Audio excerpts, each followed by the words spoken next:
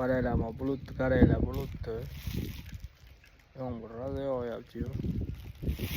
Haligi sun'iy intellektlar chiqib qo'shiqlar yaratadiganlar bor.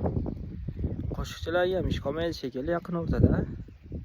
Hamma yozgan she'rlarni sun'iy intellektga tashlab haligi muzika qiladiganga.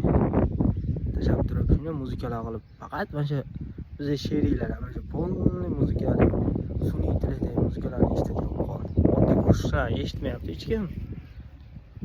Ish qolmayapti bu oddiy qo'shiqchilarga. Sekin yig'ishtirib qo'ysa ham bo'laveradi ishini bor-ku. To'g'rimi?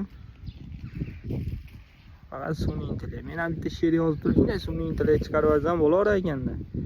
Ko'tarilib ketdi, ko'tarilmasa yo'q. To'g'rimi?